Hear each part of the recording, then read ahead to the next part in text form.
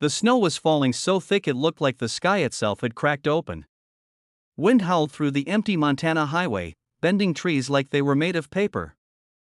In the middle of that frozen chaos, a single farmhouse stood, its windows glowing dimly through the storm. Inside, 78-year-old Martha Whitmore sat alone by the fireplace, her frail hands wrapped around a chipped mug of cocoa. The radio had gone silent hours ago. Power lines were down. Roads were closed. And the snow kept rising, inch by inch, swallowing everything in white. She hadn't seen another soul in days.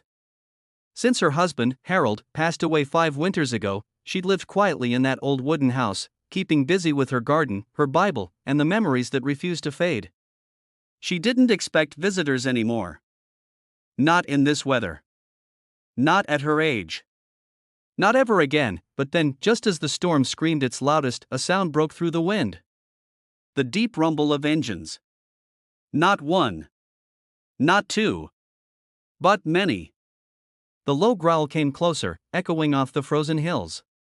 Martha squinted through the frosted window and gasped. Out there, barely visible through the snow, were motorcycles. 15 of them, struggling against the storm, headlights cutting weak beams through the blizzard. For a moment, she thought it was a dream. Bikers? Out here? In this weather? But when she saw one of them nearly slide into a snowbank, she didn't hesitate. She threw on Harold's old coat, pulled on her boots, and opened the door wide, letting the wind blast through her hallway. Over here, she shouted into the night, her voice trembling but determined. If you believe in kindness, second chances, and the beauty of helping others even when it's hard, please take a moment to like, comment, share, and subscribe to Kindness Journal. Your support keeps these real stories of compassion alive. The bikers were freezing, their clothes soaked, their hands stiff with cold. Their leader, a tall man with a gray beard and a bandana around his head, approached first. His name was Ryder Cole, and he looked shocked to see an elderly woman standing in the doorway instead of some highway motel. "Ma'am," he shouted over the wind, "we're sorry to bother you, we just need a place to wait it out. Roads are blocked behind us." Without thinking twice, Martha nodded. "Get in here before you freeze solid."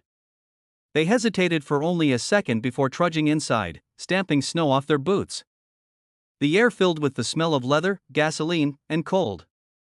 15 burly bikers, tattooed and tough, now stood awkwardly in the cozy living room that smelled of cinnamon and pinewood. They looked completely out of place among the floral curtains and framed photos of family long gone. Martha didn't care what they looked like. She saw only people in need. She pointed toward the fireplace. "You boys sit there and warm yourselves up. I'll get blankets." Ryder tried to protest, saying they didn't want to trouble her. But Martha just smiled, that soft, grandmotherly smile that somehow made everyone feel 10 years younger. "Nonsense," she said. "No one freezes under my roof." She fetched every spare quilt she had.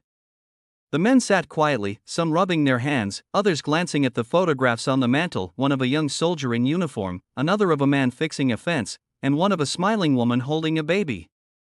"Your husband?" one biker asked softly. Martha nodded. "Harold. He built this house himself. He used to fix up bikes, too, when he was young." That caught their attention. "No kidding?" Ryder said. "A man after our own hearts." The hours passed slowly. Outside, the storm grew wilder, but inside the farmhouse, warmth began to return. Martha cooked what little she had: soup, biscuits, and some canned peaches she'd been saving for Christmas. The bikers ate like they hadn't had a real meal in days. "Ma'am," one of them said between bites, "this is the best thing I've had in years." Martha chuckled. "Well, maybe that's the secret, everything tastes better when it's shared." They ended up sitting around the fireplace late into the night. The bikers told her stories about their rides across the country, the places they'd seen, and the people they'd helped. She told them about her late husband, her years teaching at the local school, and the quiet loneliness that crept in after everyone she loved had passed on or moved away. The men listened with unexpected tenderness. These were men who lived hard lives on the road, mechanics, veterans, wanderers. But in that little farmhouse, they found something they hadn't expected: peace. When they finally drifted off to sleep on the floor, wrapped in blankets, Martha sat by the window and watched the snow calm outside. The engines were silent now. Only the crackle of the fire filled the room. She whispered to herself, "Harold, you'd like these boys."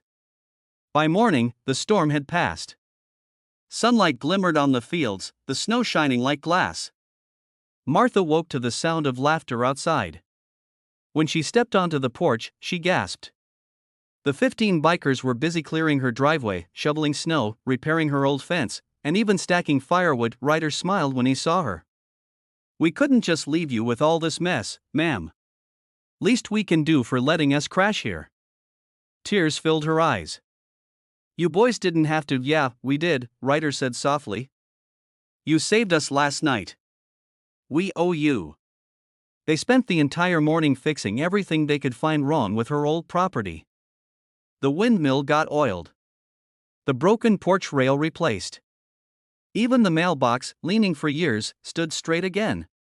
When they were done, they lined up their bikes, engines rumbling, and thanked her again before riding off down the highway in a line of chrome and thunder. Martha waved until they disappeared. Then she went back inside, her heart full and her home suddenly too quiet again. She thought that was the end of it. But it wasn't. The next morning, she woke to a deep roar, familiar but multiplied. Curious, she pulled back the curtain and froze. Outside her little farmhouse were hundreds of motorcycles. The road, her yard, even the field beyond were lined with bikes gleaming under the morning sun. Over 100 riders stood there, holding coffee thermoses and boxes of supplies. Some had brought groceries, others tools, blankets, even a brand new generator. Martha stepped onto the porch, speechless. Ryder was there again, grinning wide. "Morning, ma'am," he said. "We told some friends about what you did. Guess word got around." She looked at the sea of faces, men and women, young and old, leather jackets patched with different clubs and towns. Every one of them had come to show gratitude to a woman who'd opened her door when no one else would. Ryder stepped forward, handing her an envelope. "We took up a little collection. Figured this old house could use some love." Martha opened it with trembling hands. Inside was a check enough to repair the roof, replace her old heater, and still have plenty left over. She started to cry. "I don't deserve this," she whispered. Ryder shook his head. "You gave us warmth when we had none. You gave us something better than money, you gave us hope. We just came to return the favor." The crowd of bikers cheered, their voices echoing across the valley. Some started unloading tools, others cooking food, and before long, the entire property turned into a scene of laughter, kindness, and community. Neighbors from nearby farms came out to see what was happening. Even the local sheriff showed up, smiling at the sight of hundreds of bikers fixing fences, painting walls, and hauling wood for an old woman everyone thought had been forgotten. By noon, the farmhouse looked brand new. Fresh paint gleamed in the sun, the porch was sturdy again, and the old windmill spun freely in the cold breeze. Martha stood in the middle of it all, tears streaming down her wrinkled cheeks. For the first time in years, she didn't feel alone. Before leaving, Ryder placed a small leather patch in her hand, the insignia of their biker group. It read, "Iron Faith Brotherhood." Beneath it, stitched in gold, were the words, "Ride with Heart." "Keep this, Martha," he said. "You're one of us now." She laughed through her tears.